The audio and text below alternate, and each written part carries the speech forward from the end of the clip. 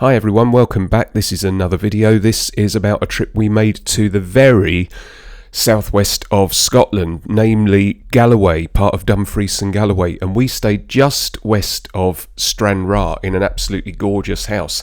I will say firstly, I have just had my flu jab, so I apologise for my voice.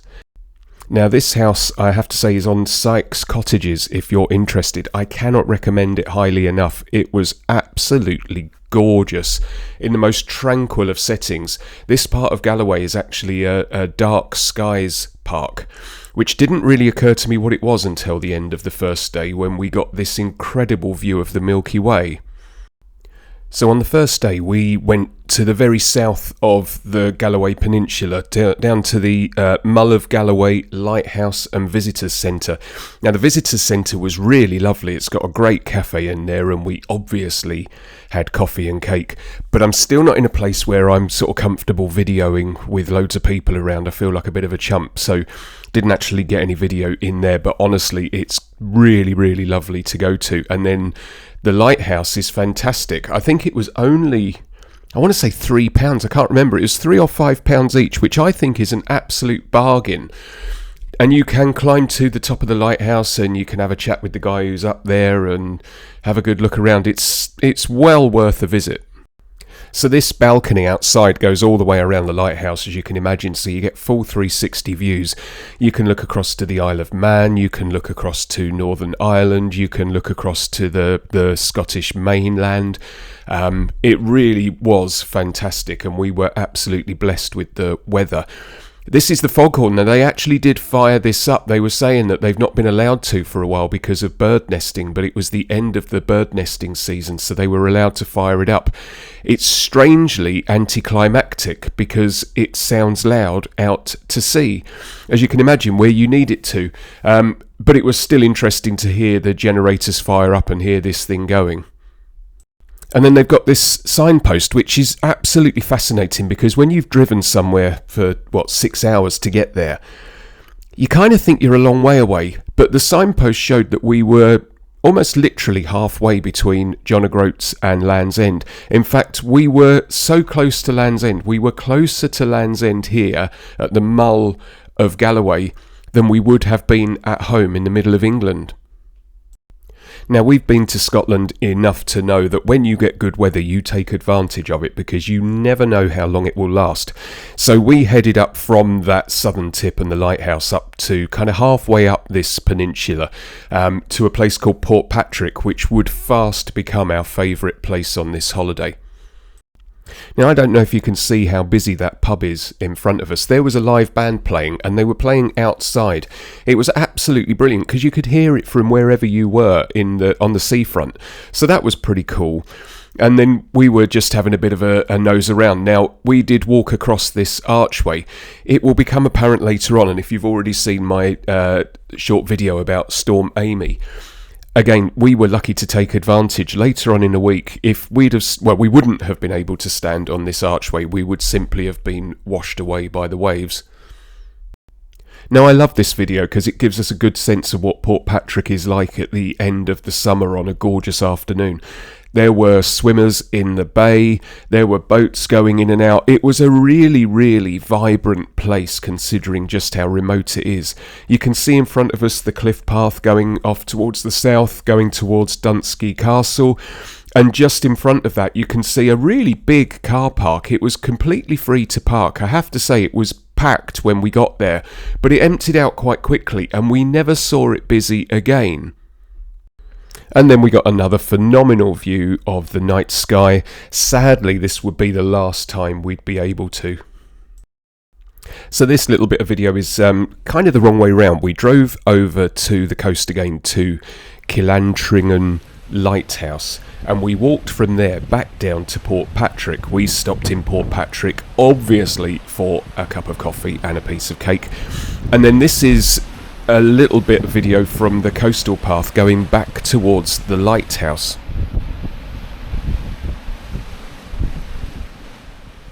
Looking back, it's a bit funny really because we started to talk about how windy it was. Little did we know.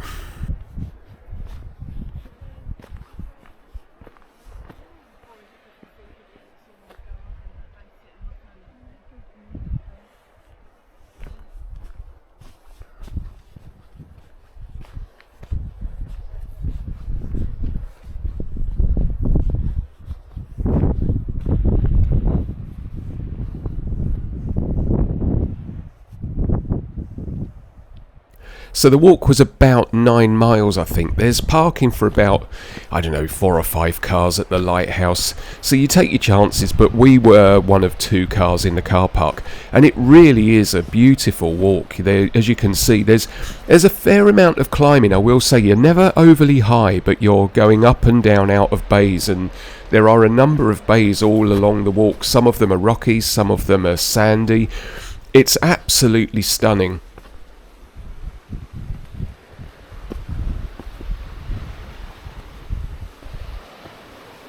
Now, you'd never believe it, but there were a couple of caves along this route and a couple of waterfalls, both of which I've completely failed to record in any way, shape or form, so you'll never believe me. But they were there. Not overly huge, but still worth an investigation. Now, I don't know about you, but I tend to convince myself sometimes that I can see things in the water. You so badly want to see a seal or a dolphin or whatever, and every now and again you see something, and then you kind of double bluff yourself and you think, no, it's just a rock or it's just a piece of wood floating in the water. But at this bay we did get the sense that there was something out there, and we kind of stood and we watched, and I'm not sure I'm going to do it justice, but there was a seal and he was happily watching us, and we ended up just standing there and watching him for a while.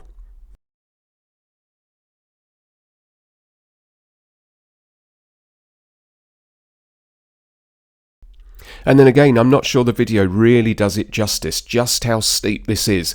That chain handrail really did come in handy, and as we turn around here, you'll get a real sense of just how high you are. It was incredible how quickly you actually climb out of these bays. So at the end here, I had a lovely chat with a chap from the lighthouse who informed me that you're not supposed to fly a drone within 50 metres of the lighthouse. I didn't really get to the bottom of why, but that's not for me to argue with anyway. Them's the rules. So I assured him that I wouldn't fly my drone. I didn't want to worry him. So hence there's no drone footage of this lighthouse.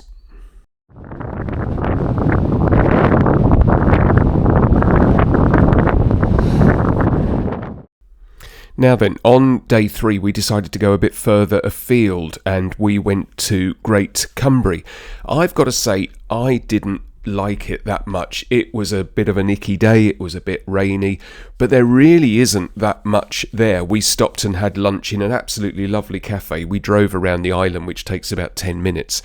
And then we got back on the ferry and came back. I don't mean to be rude to the residents of Great Cumbria, but I don't want to go back there again. However, Largs was lovely. Largs was really lovely. Just by the ferry port is this incredible ice cream parlour. We stopped, we had some ice cream, as you can tell. It was absolutely brilliant. And then we took a walk up the coast, not far, but we walked up to the edge of the town and came back and walked along the I guess you'd call it a beach. It's a shingly beach, and by crikey, some of these jellyfish were incredible. Day 4 we decided to learn our lesson. We stayed a lot closer to home. We travelled down the peninsula to Logan, and we went to Logan Botanical Gardens. Now, I'm not really a flowery kind of person. They don't interest me at all, I have to say. But this place was brilliant. We thought we'd be here for half an hour. We thought we'd have a look around. We thought we'd go in the cafe. We were here for hours. I mean, literally hours. There is so much to see there. It really is a fantastic place. The cafe really was lovely. The staff there were welcoming and friendly and helpful and informative and asking us about where we'd come from. They were really lovely. It was such a cracking day.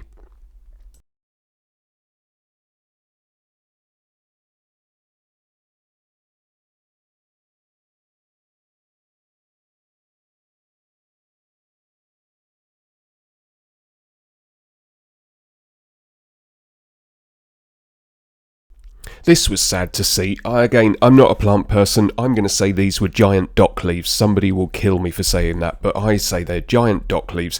And this area had been annihilated in a storm previously. I assume it's all got to be ripped out and start again. It was such a shame to see.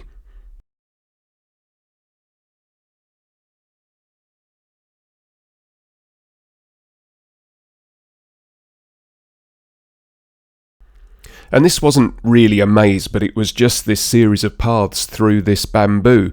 Now, I've never really been close up to bamboo like this before. It was so dark in there. You looked up at the canopy and it was a real green, real deep green, but it was so dark in there. I love just walking around, so I thought I'd share this video. And then my favourite part of the day, how silly. There was obviously some way that the wind was blowing through this plant, but it looks so happy.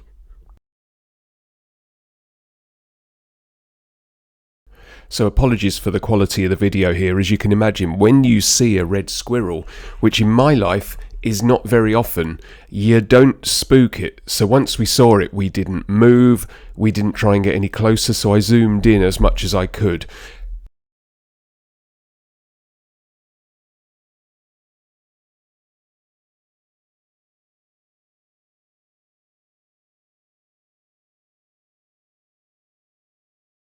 From there we went back over to the coast to Port Logan. Very different to Port Patrick, very, very quiet little village. But we had a walk around, there was a pretty beach, and at the other end of the beach was, I think it's called Port Logan Fish Pond, which we wanted to go and have a look at. Unfortunately, when we got there it was closed, but we sort of snuck in and had a look over the wall anyway.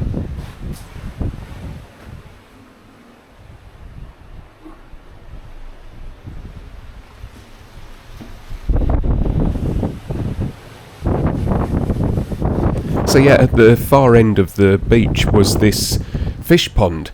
As I say, it was closed, so we didn't get a chance to go and look in there, but you've got the fish pond, and then in the same place is an old swimming pool, I guess you call it. Not a swimming pool, but it's a pool that people used to swim in.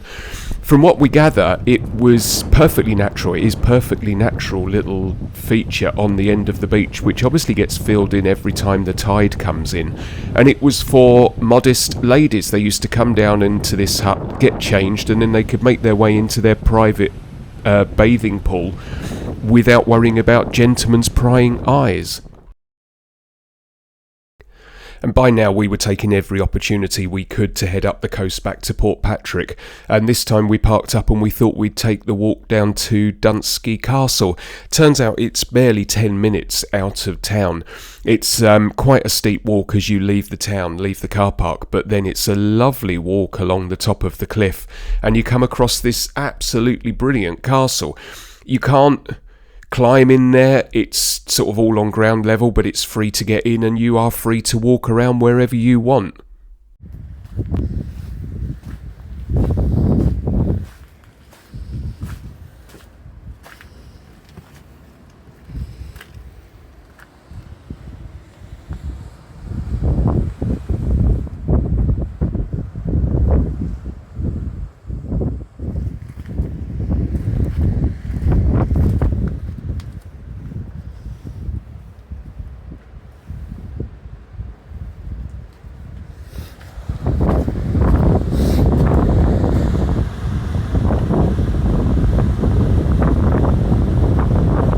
And then this is the walk back into Port Patrick. Obviously we're doing it in reverse, coming from the castle.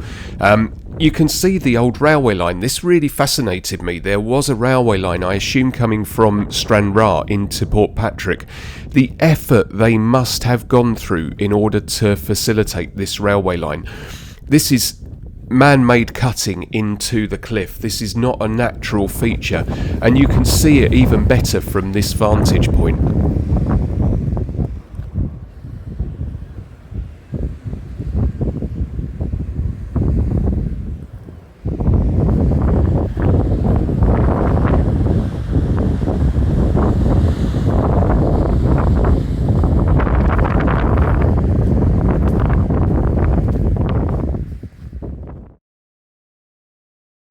This bridge was not for the faint of heart. You just about got a view of this waterfall that came from somewhere and going down into the sea. I would love to have stopped here during Storm Amy later in the week, but it never occurred to us, and I'm not even sure we could have made it up this path in the storm. And then you're almost immediately back down into Port Patrick and back to the car park.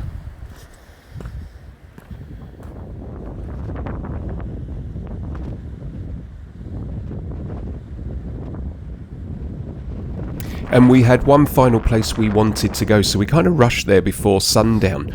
We went for a walk in a deep, dark wood. Now, I've only included the video here of the Gruffalo for obvious reasons, because it's cool. But there was loads to this. This was an incredible place. It was a woodland that has been turned into... I don't know what you'd call it. It was like a wellness centre.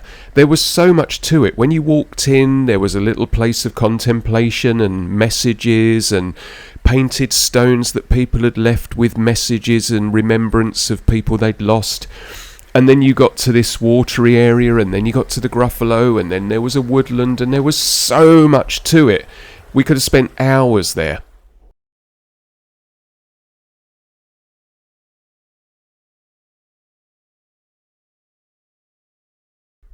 So on day 5 we headed a little bit further inland past Stranraer to the Isle of Whithorn or Whithorn. I say it was the name of this small village. And it was really lovely. There really wasn't much there. There was a community centre which also had a cafe, and we stopped in there for lunch, and it was gorgeous. And then we went for a walk down, I guess you'd say this, it's called the Cairn, and it's a little kind of outcrop of rock on which there is an old lighthouse and a chapel. And as you can see, people were already getting their flood defences in place in preparation for Storm Amy. It didn't really occur to us. I don't think we really accepted just how fierce this storm was going to be.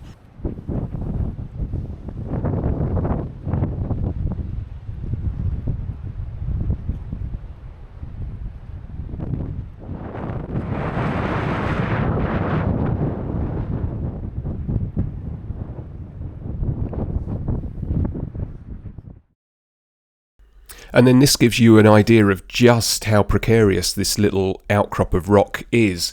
I think at its narrowest part, the grassland is, I don't know, barely 10 metres wide with a tiny little beach on each side. But it was a thoroughly interesting walk down to the end to this ancient lighthouse, which obviously isn't in use anymore. I think there are weather instruments in there, but it's not a lighthouse anymore, as you can imagine. And then the chapel was similarly interesting just to walk around. You get a real feel for how important, and I suspect how holy this area was. There was a really, I don't know if it's the right word, charming graveyard, and again lots of personalised messages, lots of stones painted and people remembering loved ones who had passed. It was a really, really touching way to do it, actually. You wonder why more people don't do it like that.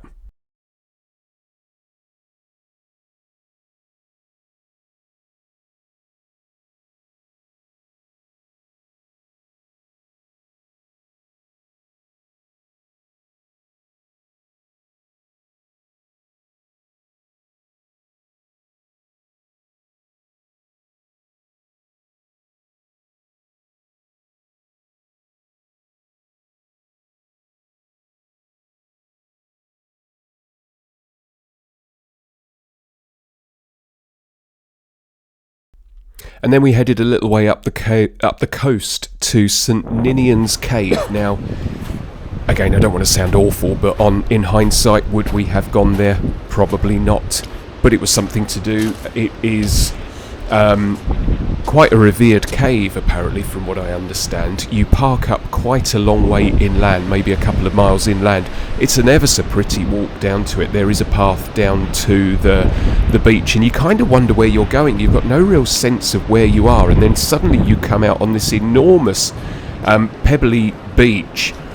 And then at the end of the beach is this cave. Now, I will say we were a bit naughty. There were warnings not to make our way. There were loose stones. There had been a few rock falls. But we thought, what the hell, we're only here once. So obviously we did make our way in. We took heed of the warnings, but there didn't seem to be any problem while we were there. At this point, the weather really started to close in, so we went to a place called Sandhead on the way home, on the south coast of the peninsula, and took a walk along the beach.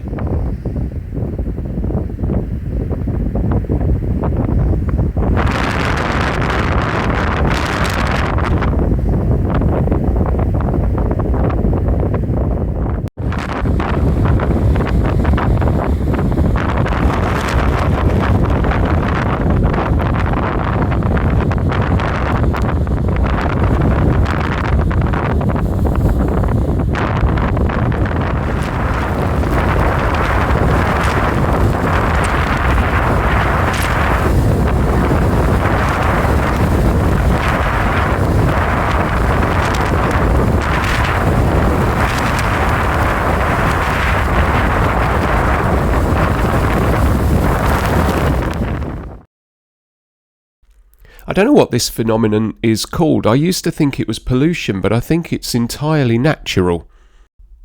So this was the last full day, and this was the day that Amy hit good and proper, so I'll leave you with a few images of the storm.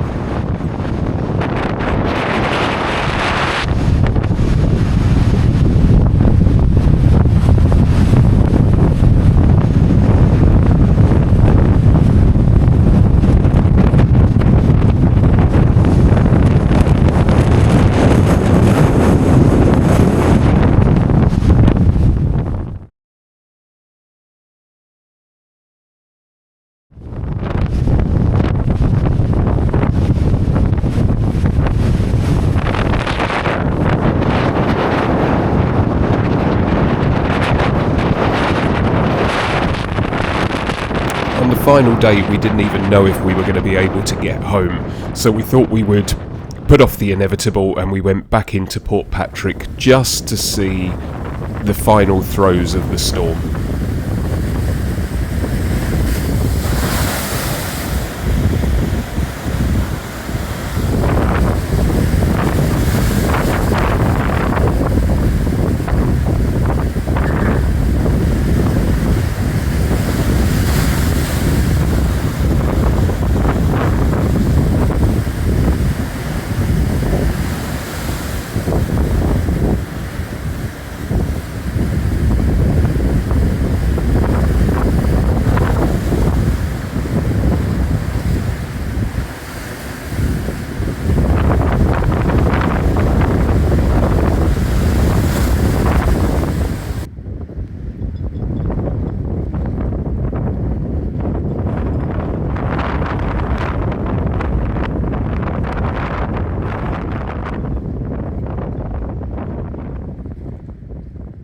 Thank you so much for watching. I'll leave you with a couple of my favourite images of the week. It really was a week of two halves as far as the weather was concerned. I can't wait to get back to Stranraer and Galloway. It's a place I've often overlooked, but it was one of the most beautiful parts of Scotland I've ever experienced.